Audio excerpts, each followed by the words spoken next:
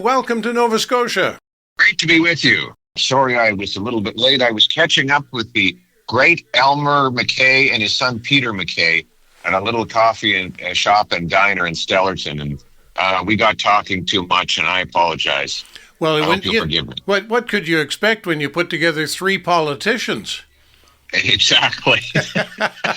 As Elvis said, a little less conversation, a little more action, please. All right, then. Listen, the man who you appointed to be the shadow of the federal minister of health is a regular on this program.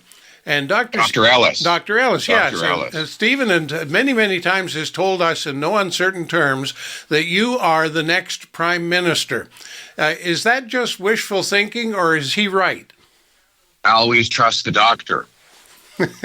He's got the right prescription. And yes, he's right. We need a change. Look, people look around the country today and they don't even recognize that housing costs have doubled. 2 million people crowd into food banks every single month. This carbon tax is killing our farms, our businesses, and our families. And it's legislated to quadruple the 61 cents a litre under the current Liberal budget plan. And then you've got carbon tax Carney and carbon tax Christia, who want to continue on driving up costs, debt, and catch and release crime policies. So I think people are ready for a change. They want a common sense, conservative government. They will axe the tax, build the homes, fix the budget, and stop the crime. You know, I think you're right that people are looking for a change. In fact, I would argue they've been looking for a long time for a change from the Liberal government. But boy, oh boy, yeah. I wish you would stop giving nicknames to people like that. They might deserve to be a little bit demeaned in the House of Commons. But, you know, on the street, we'd like to think our Prime Minister thinks more highly of people generally and giving the benefit of the doubt. And, Mr. Carney and Ms. Freeland is better, I think, than with the nickname. But having said that, I think that people have been looking for a change in the last number of elections. And yet when the polls closed each time, we saw the Liberals were still in power.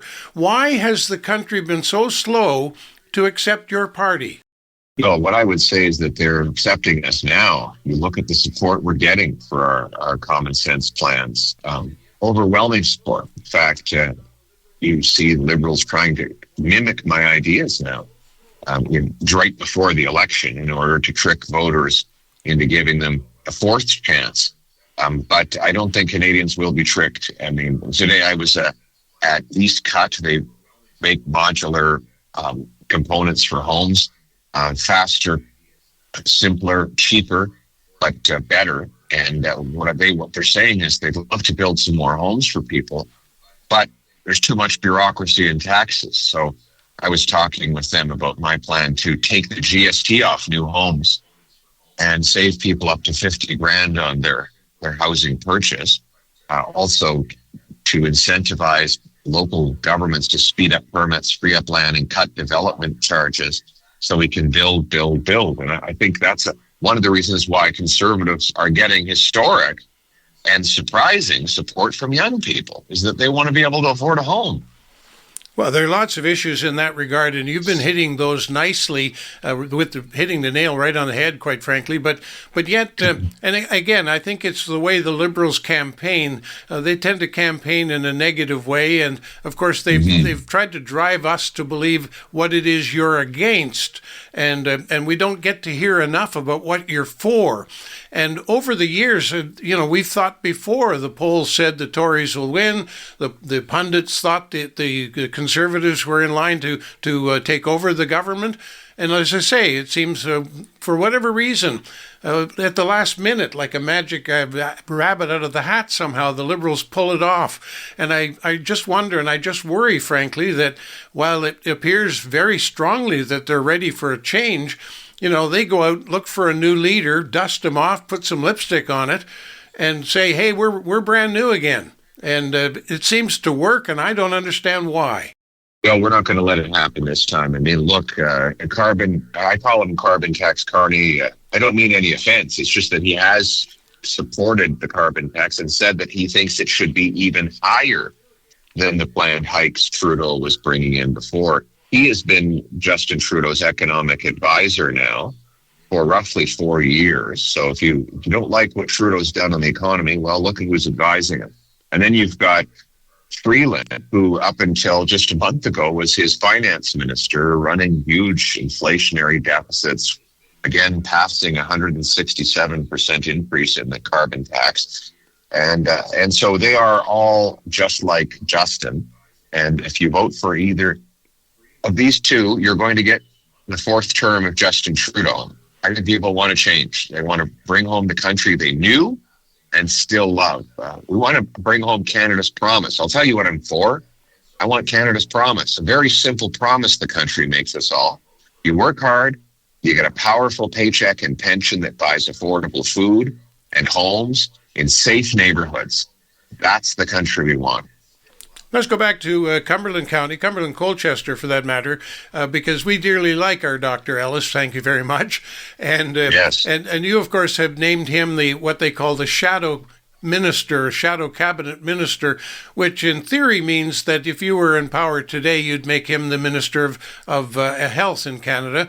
But we also know historically a lot of shadow ministers get elected, but then they don't end up in cabinet. And I'm wondering if you really mean it with Dr. Ellis.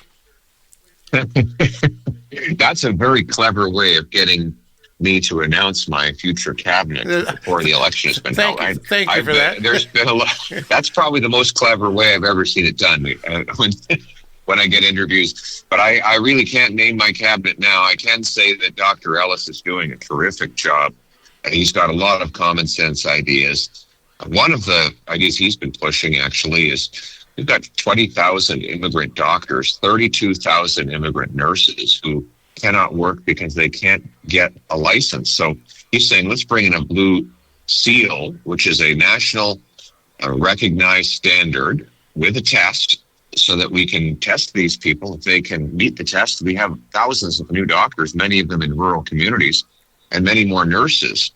Without having to put them all through 10 years of education. So this is the kind of common sense idea that I admire in Dr. Ellis. Well, indeed. And of course, it's not a new idea here in Nova Scotia, because Nova Scotia's provincial government, which has the jurisdiction really for health and for licensure, they've already taken that initiative to open the floodgates and the doors to such doctors, nurses, and other healthcare professionals. And there's no question it's an idea whose time has come. And having said that, there's a sense, we have a sense at least, in rural Nova Scotia that we in the rural community are kind of left out from time to time when it comes to leaders, especially at the national level. We see a lot of attention paid in the large cities and the concentrated population areas, and that makes sense. It's easy for you to campaign there. It's easy for you to get a large message out there. But I would argue you've just come from Pictou County, for example, where Tim Houston, our premier, is from, and he won a surprise majority government by winning most of rural Nova Scotia. And I submit to you, just as a thought here, that rural needs to be taken seriously. I think you are, certainly Dr. Ellis is, but I think oftentimes you're headed to the large centers and you kind of forget we're here, although your presence here today on the radio tells us otherwise.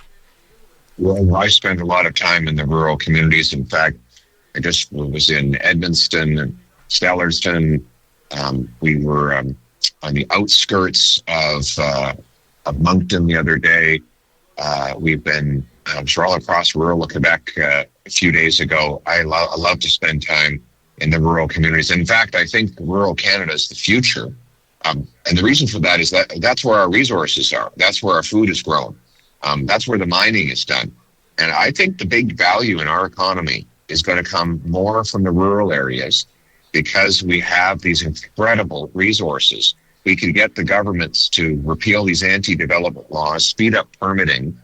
We could have hundreds of billions of dollars in wages for rural pipe fitters, welders, boilermakers, electricians, carpenters, and many, many more blue-collar jobs in well over the six figures, which will be taxed at a lower level, harvesting our resources and then selling them to the world at high prices. This is how we're going to bring the biggest economic boom to rural Canada in the history of this country. I second that motion, sir. I really do. Thank you. The talk show hosts, journalists everywhere will be saying that the current federal election campaign is already underway. Hence, you're traveling throughout the country and so on, and the Liberals are quickly trying to come up with a leader who will do the same. But there's still a few steps to go. And talking with Dr. Ellis just yesterday, in fact, we were talking about how you're waiting on Mr. Singh to see if he will, in fact, go through with his promise come the end of March, roughly speaking, to say no to the continuation of the Liberal government and accept and vote along with you on a vote of non-confidence. Assuming that takes place and the election would soon follow, is that the way you see it, or can they delay some other way? Yes, well, the election should be in May if Jagmeet Singh keeps his promise. But we'll see if he once again goes back on his word. But we need to have an axe the tax election, so Canadians can vote for common sense Conservatives to axe that tax, to cut income tax, to take GST off new homes, to unleash our resources, to cut the bureaucracy, consultants, corporate welfare, and foreign aid in order to bring down our debt. That's the common sense plan, and we're ready to bring it home. Well, actually, I think you've already axed the tax. You've done a real job on it, to be sure. And Mr. Carney and Ms. Freeland and others are already saying they want nothing to do with it anymore. They may have been on it before, but cabinet solidarity would require her to say that, even if she didn't believe it. So I think the tax is gone. It's just a matter of the days. But make no mistake, if the Liberals get back in, they will bring that tax right back, and it will be higher than ever. Well, I'm old, and I've been around long enough to watch where they said, don't vote for Stanfield, he'll freeze your wages. And, of course, wage and price controls were the result brought in by the Liberals. So I realize they very often say one thing and do another. But I think the carbon tax is dead. I think we give you credit for that. Thank you very much. Well, listen, give me credit when it's gone and gone for good.